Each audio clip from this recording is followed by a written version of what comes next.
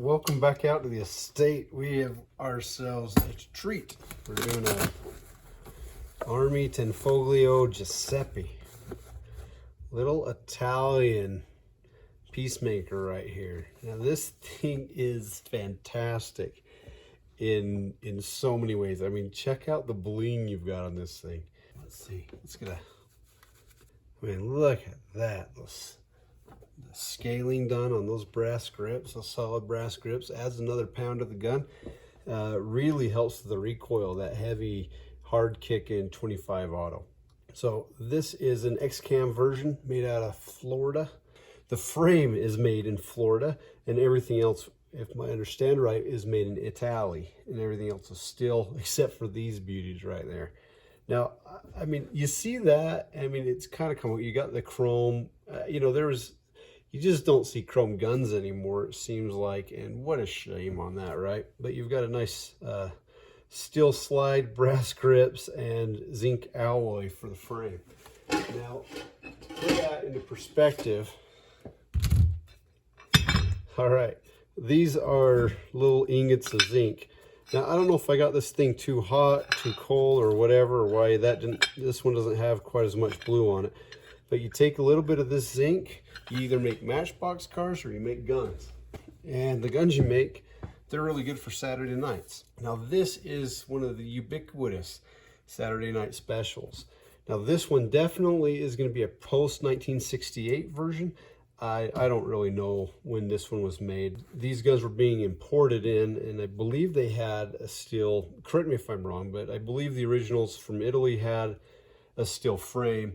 And then when they banned cheap imports of firearms, then Excam came in and said, hey, you know what? We'll import everything else in, but we're going to make the frame here so that we stay within the law.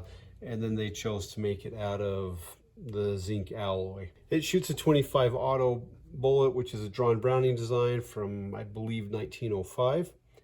And it's a effective bullet for what it is. It's a bullet that's supposed to be shot out of a very small firearm, have manageable recoil, and ballistics similar to a 22 long rifle. It's not trying to be a 44 mag. Yeah, you put that into there, you just can't help but love it. I mean, look at that. It just eats something, right?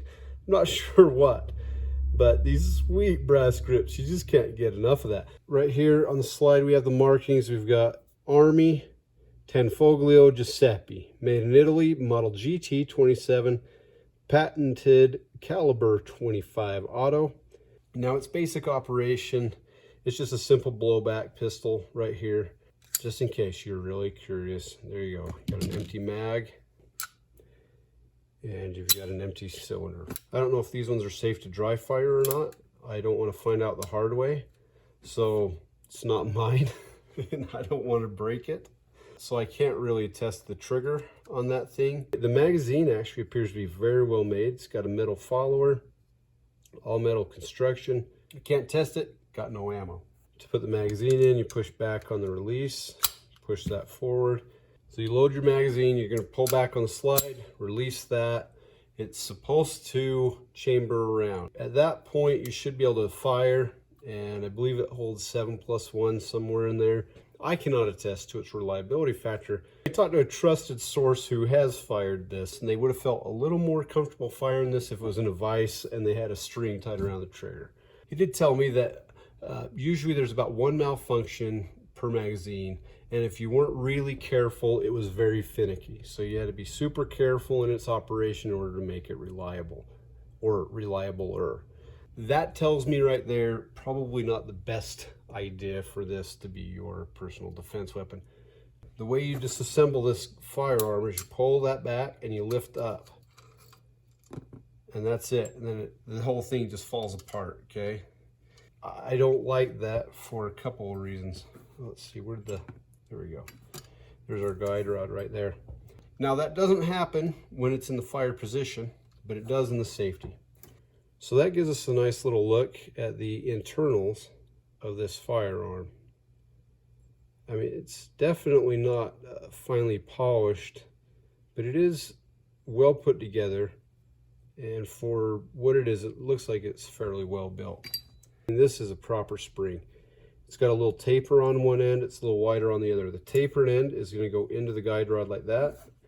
You're going to drop the guide rod down into there, but I did that a little out of order. You need to make sure your fire selector switch is in the safe position. Then you drop this down in to there and push against it. And insert the spring first there. Just pull this back against the slide rod, push down. There you go, fully assembled. I personally think that is terrible.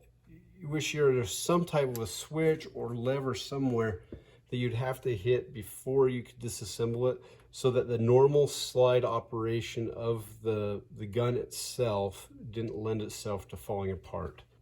Now this little guy has been around the block a couple of times or two. You got a little bit of pitting, it looks like, so we're losing some of the chrome, but ultimately this thing's in pretty fair shape. So hopefully I will be able to acquire some 25 auto in the next, I don't know how many months, and then I can take this out, test it for myself. We got our little range safety officer right here, her name Betty, and this actually, it's like just perfectly fits her. So I think this pistol's found a use. She told me that's one of her favorite pistols she's ever seen. And so anyway, who's going to argue with Betty?